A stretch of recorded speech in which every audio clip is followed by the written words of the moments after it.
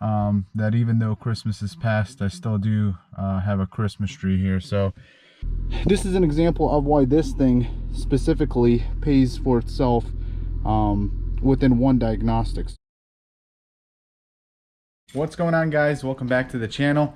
Today we are going to be working on my 335 XI today. The issue that I have with this car, if you couldn't tell by the title of the video, is I have the infamous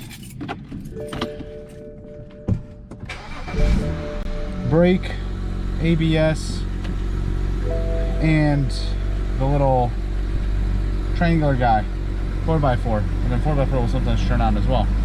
That actually hasn't turned on for a while. Oh, there it is. So I went ahead and went to the BMW dealership and I got the car scanned. So because I don't have the system to scan the car to figure out what's going on with it, I went ahead, got the diagnostic done at the BMW dealership. They also did some other things which is relevant to another video, which I'll put out, or should be out by now.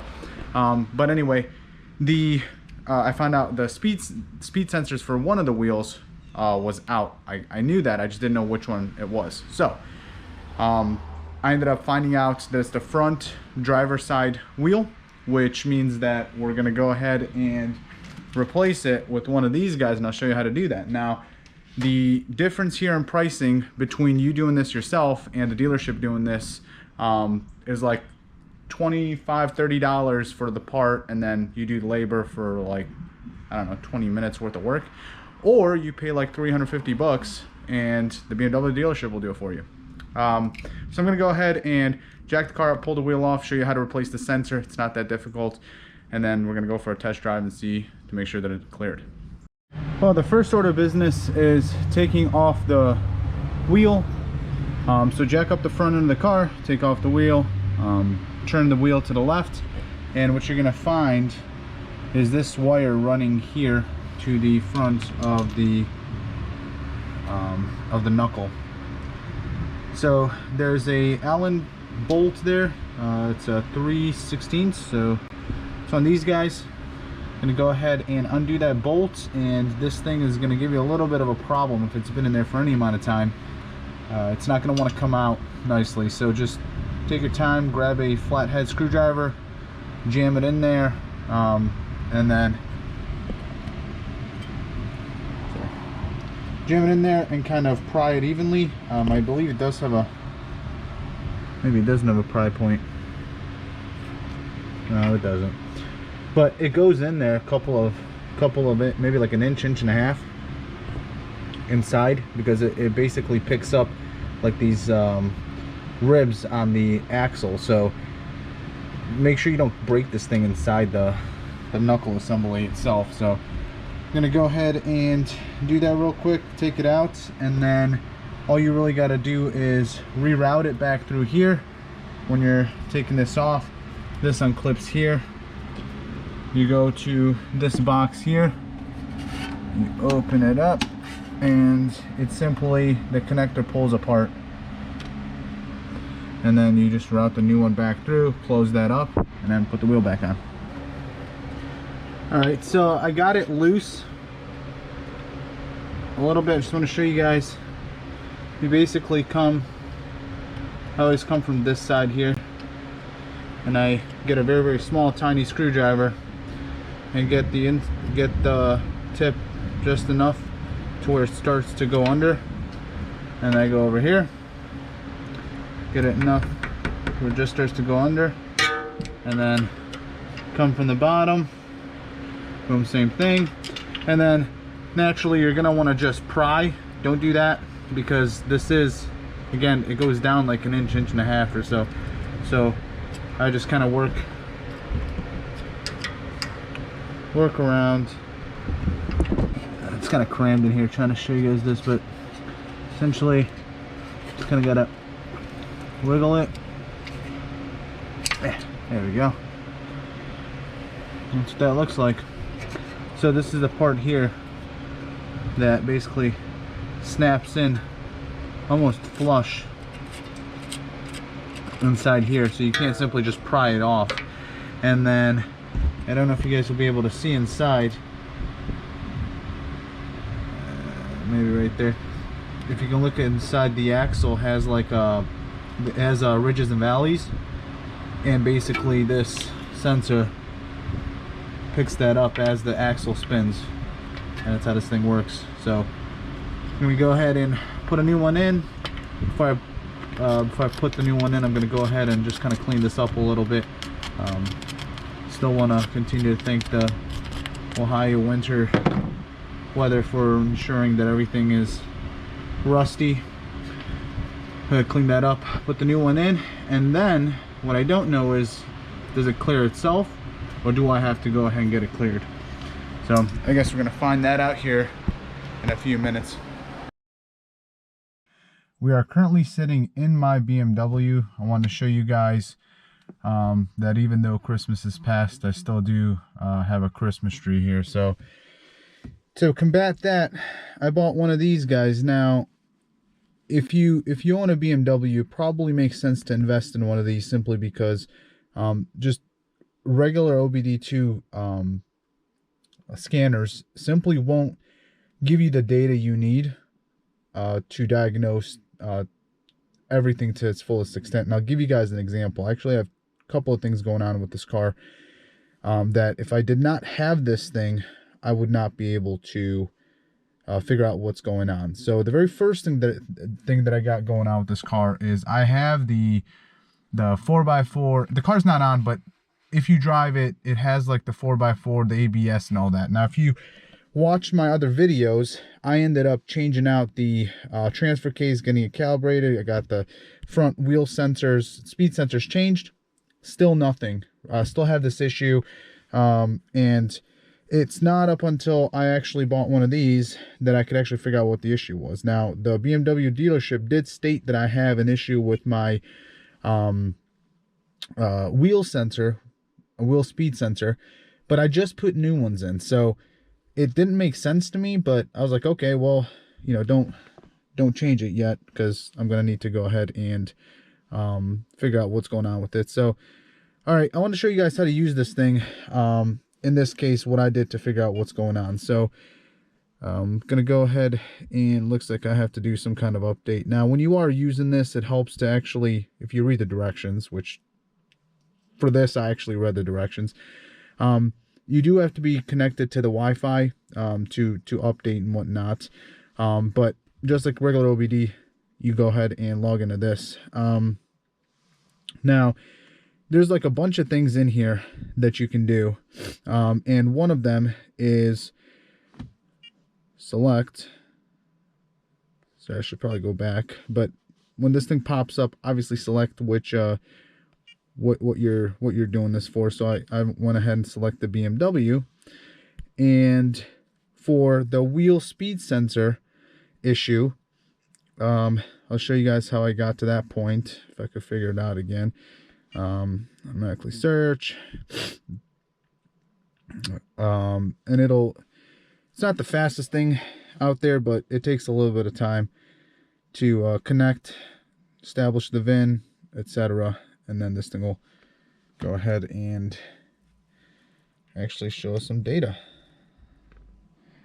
All right, now here's my car, the 3 Series E90, 126,000 miles on it, etc. All right, so see the test results. Do the following: turn off ignition, wait 10 seconds, turn on.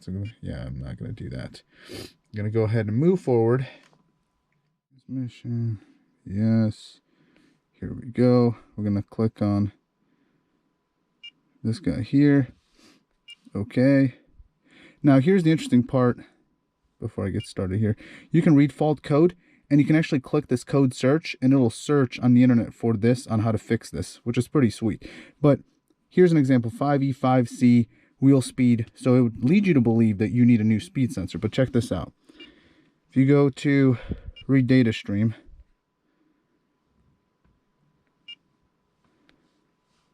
wheel speed sensor, select all.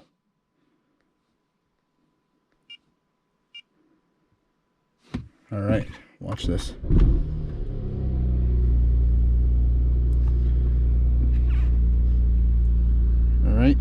gonna go ahead and put it in drive. Watch what it says my front wheels are doing.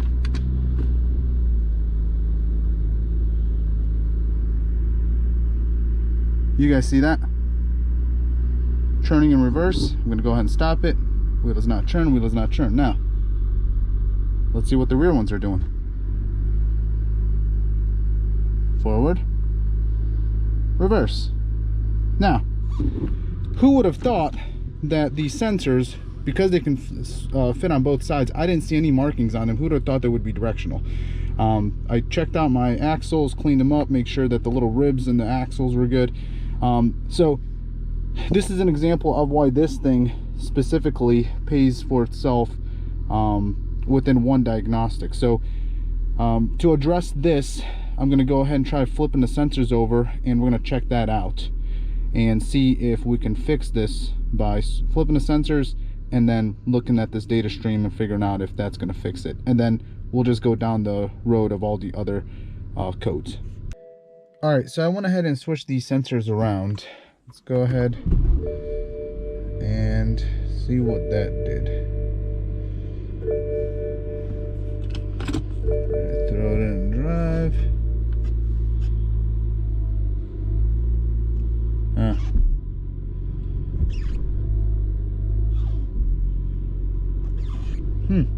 That's interesting.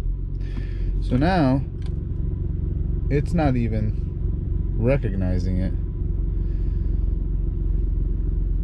Well, probably have to get a few new sensors. But anyway, this is why this thing's important, because, you know, in the grand scheme of things, it did look like the two sensors were reversed, and if they weren't, and just something weird was going on, it was reading reverse instead of forward because they were bad. You know, you wouldn't know. And then the other thing too is you can actually record the raw data to see how fast they're actually turning.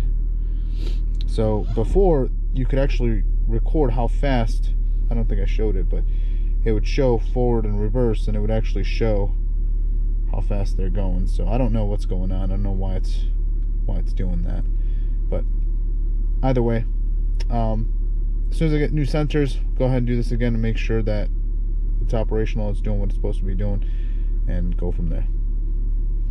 So back in the BMW, I went ahead and changed the front wheel sensors just in case they went bad. Based on the readings that we got last time on the scan tool, turns out that was the case. This new set of wheel sensors turned out to be a good fix. So I went ahead and put them on, and as of right now, as you guys can see, nothing on the dashboard. Take you over to the scan tool. If you guys don't know how to get there, I highly recommend getting one of these scan tools, by the way. You'll come to this screen after you click on BMW, and basically you hit system selection, chassis, ABS, continue, read data stream, and diagnostics, and then wheel speed sensor, which, by the way, you can do a whole bunch of other things.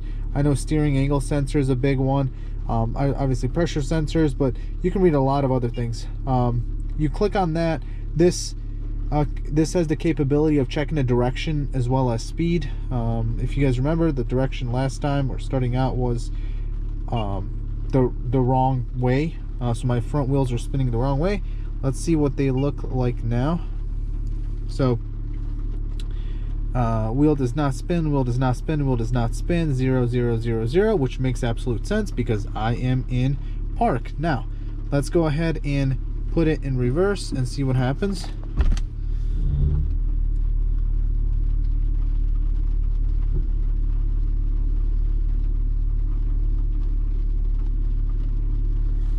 Hold on.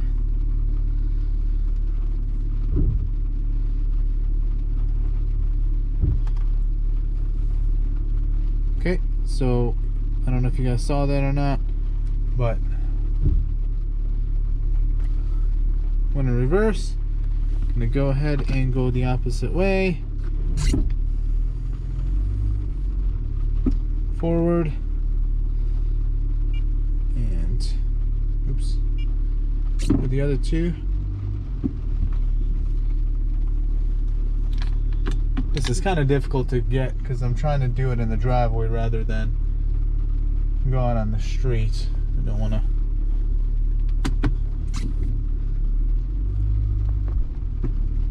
All right, so there you can see it does turn the right way.